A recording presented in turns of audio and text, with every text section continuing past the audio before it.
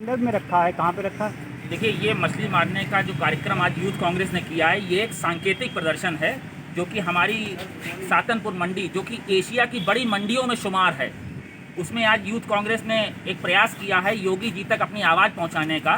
क्योंकि यहाँ क्षेत्र की जनता और इस मंडी से जुड़े हुए हज़ारों किसानों की जो एक समस्या है कि सड़क पर इतने बड़े बड़े गड्ढे हो चुके हैं कि जो कहीं ना कहीं तालाबों का शक्ल ले चुके हैं। आश्चर्य होता है इस बात का कि योगी जी ने सत्ता में आते ही सबसे पहले एक वादा किया था कि उत्तर प्रदेश की सड़कों को गड्ढा मुक्त बनाया जाएगा।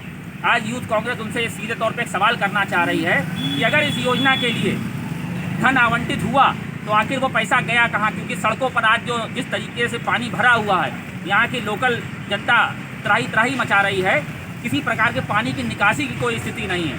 और जब यूथ कांग्रेस ने आवाज़ उठाई, ये मैटर जो है मीडिया के माध्यम से थोड़ा सुर्खियों में आया, तो हालात ये हैं कि उन सड़कों पर बीच बीच में थोड़ा सा रोड़ा डालकर प्रशासन ने सील कर दिया।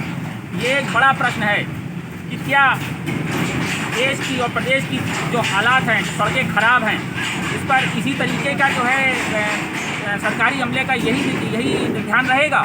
जिस तरीके से माननीय योगी जी कहते हैं कि गड्ढा मुक्त सड़कें देंगे हम, ये साफ प्रत्यक्ष प्रमाण है और आप लोगों के सामने है कि आज यूथ कांग्रेस को ये सांकेतिक रूप से मछली मारना पड़ा है, और ताकि योगी जी को जो पता चले कि उनके प्रदेश में एशिया की जो सबसे बड़ी मंडी है उसको जाने वाले मार्ग में इतने बड़े बड़े गड्ढे हो चुके हैं, इतना पानी भरा है कि अब मछली मारकर ये सांकेतिक प्रदर्शन यूथ कांग्रेस ने किया है। तो इस तरह से गड्ढा मुक्त बना रहे हैं ईंटें डाल के, क्या इससे आप कहीं संतुष्ट नहीं? देखिए, ऐसा है कि ये आज की प्रक्रिया नहीं है, ये कई सालों से यहाँ पर देखा जा रहा है। यहाँ के लोकल लोगों से अगर आप पूछेंगे तो वो आपको बताएंगे कि जब जब आवाज़ उठी है, जब जब इन सड़कों को दुरुस्त करने की मांग उठी है, तब तब प्रशासन ने ऐसे ही ईंटें रोड़े डालकर कुछ समय के लिए यहाँ पर जल भराव को रोकने का प्रयास किया है। लेकिन जब नॉर्मल डेज़ में स्थितियाँ ऐसी हो जाती हैं कि पानी भरा होता है, तो बरसात के दिनों में क्या आलम होगा?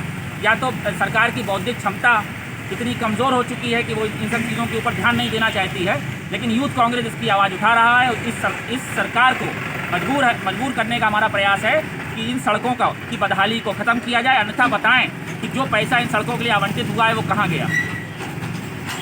अच्छा, देखा जाए आप लोग पेट्रोल के दाम बढ़ने पर रिक्शा चलाते हैं और इनके कार्य से क्या आप कहीं संतुष्ट नहीं है जो इस तरह के कार्य करते हैं? देखिए, वर्तमान की जो सरकारें हैं उसमें एक सबसे बड़ी बात है कि जब कांग्रेस की गवर्नमेंट रही तब अगर कोई व्यक्ति किसी भी तरीके से कोई आवाज़ उठाता था, प्रदर्शन करता था, तो सरकार उस चीज़ को लेकर गंभीर होती थी, चिंतन करती थी और प्रदर्शन करने वाले की मांगों के ऊपर ध्यान दिया जाता था।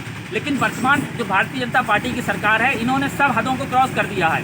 क्योंकि आज की जो स्थिति है, ये मद में डूबी हुई सरकार है। इन्हें किसी का विरोध करने का, किसी की आवाज़ को सुनने का और कोई इनके अंदर मादा नहीं रह गया है। इनका प्रयास रहता है कि आवाज़ें उठ रही हैं, उठने दो, जहाँ तक हो सके जो है दमनकारी नीति से आवाज़ों को कुचलने का प्रयास किया जाता है।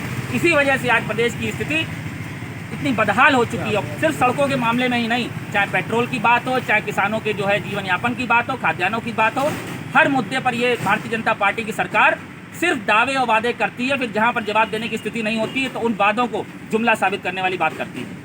अच्छा, ये आप लोगों की स्थिति से विकास का प्रयास होता है।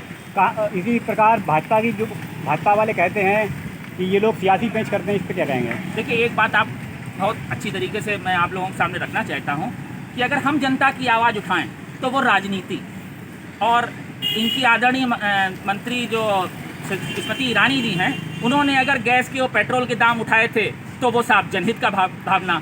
ये दोहरा मापदंड, ये दोहरी सोच, अब हमें तो लगता नहीं कि इस देश के युवाओं को इनकी ये नीति समझ में आ रही है।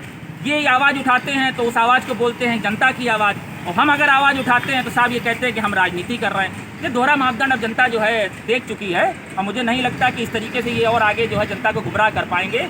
शीघ्र आने वाले दिनों में भारतीय जनता पार्टी को अपनी स्थिति का अंदाज़ा जल्दी होने वाला है।